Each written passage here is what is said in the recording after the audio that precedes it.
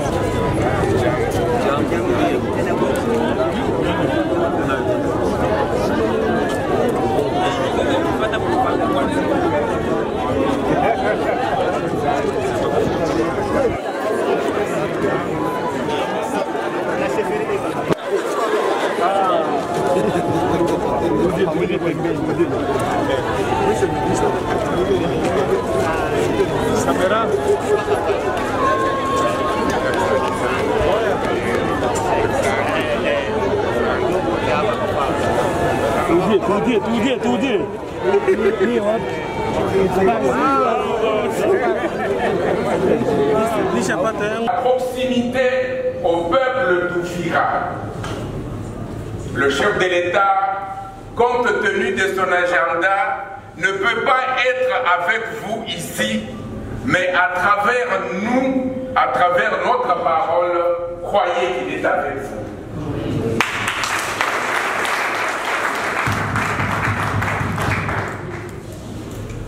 Le chef de l'État a dépêché une délégation de la maison civile au sud Kivu. Il y a quelques jours, nous avons été à l'île Idui.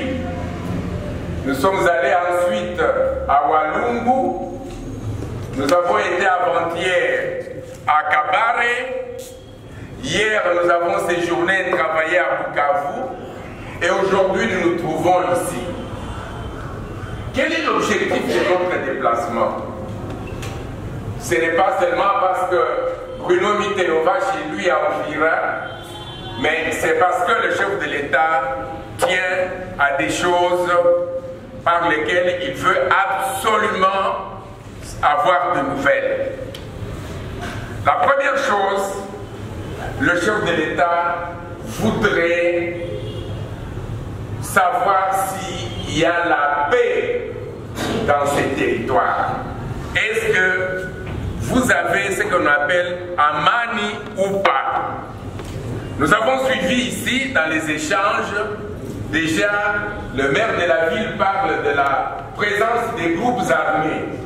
Effectivement, il n'y a nulle part dans ces pays où on trouve autant de groupes armés qu'au sud Kivu. On parle d'ensemble d'une soixantaine de groupes armés. Ça veut dire que tous les 5-10 km, il y a des groupes armés. Nous aurions bien voulu comprendre pourquoi la persistance de ces groupes armés qui troublent la paix qui est chère à la population et la paix qui tient beaucoup à cœur le chef de l'État. Et donc nous sommes venus nous entretenir là-dessus.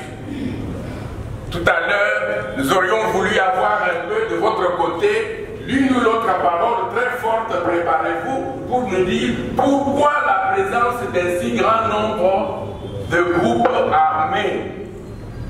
Ça, c'est le premier objectif de notre voyage. Le deuxième, d'après le chef de l'État, est-ce que les autorités, est-ce que ceux qui sont appelés à vous sécuriser font correctement leur travail, oui ou non? La paix, la sécurité. En troisième lieu, le chef de l'État dit, est-ce que les efforts de développement sont bénis? Est-ce que vous pouvez aller évaluer les efforts de développement de la population?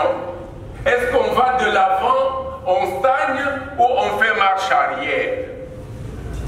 J'ai été heureux déjà d'entendre parler de beaucoup de projets qui sont en cours de réalisation. C'est une très bonne chose. On pourra en prendre connaissance et éventuellement les visiter.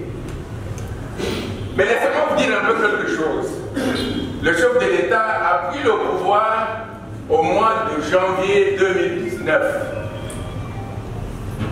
Et il a passé 2 ans dans ce que nous avions appelé une cohabitation FCC cash. Vous vous souvenez de cela? Eh bien, je dois vous dire, moi qui suis à ses côtés, que ce n'était pas du tout facile pour lui. Parce que le chef de l'État n'avait que 31 députés au Parlement contre 500.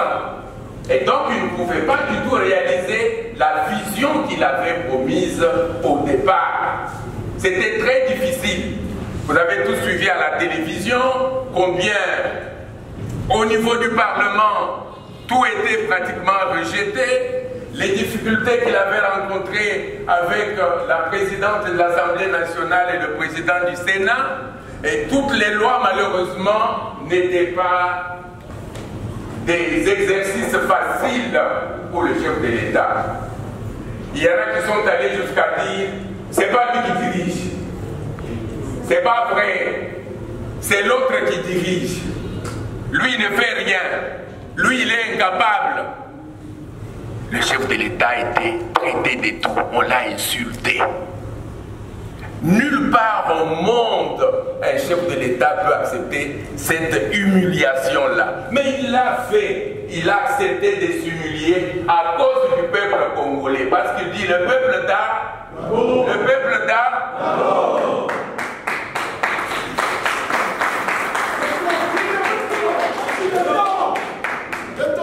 Il a usé de sa sagesse, il a usé de son intelligence, il s'est humilié, il s'est laissé faire, il dit, pourvu que le peuple l'emporte. Lui, il est le commandant des forces armées, le commandant de la police, il est le chef de tous les services, des corps constitués, sécurité judiciaire, il était capable de prendre n'importe quelle décision, vous le savez. Mais il a dit, doucement. Et au bout de 2 ans, vous avez suivi, il a joué, il a renversé la situation. Personne ne s'attendait à cela. On a basculé vers l'union sacrée. Vous êtes au courant de ça? Oui. Et ensuite, alors, il s'est dit, peut-être que maintenant, je peux commencer à travailler. C'est ainsi qu'il s'est dit, il faut qu'on fasse attention. On a perdu 2 ans. Il faut commencer à travailler.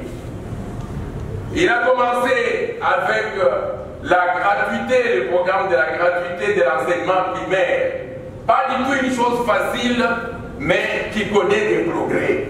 Nous allons vous écouter ici aussi pour savoir ça évolue de quelle manière ici, pour qu'on voit comment il faut pouvoir corriger si ça n'a pas marché, mais si ça marche, comment il faut consolider et éventuellement ramener ça ailleurs comme expérience.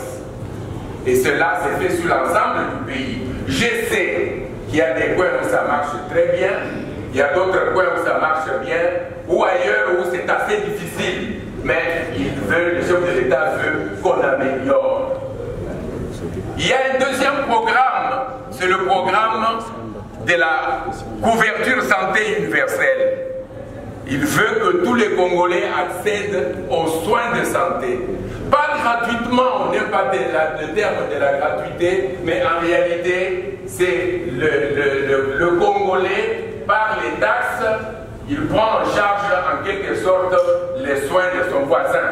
Vous êtes travailleur, vous payez l'impôt et c'est sur cet impôt, au niveau du trésor public, qu'on prélève l'argent, qu'on injecte dans la couverture santé universelle. On vous fait payer quelque chose, mais pas de très grand. C'est comme ça que ça fait partout au monde. L'assurance médicale, la mutuelle de santé, c'est un peu dans ce sens-là.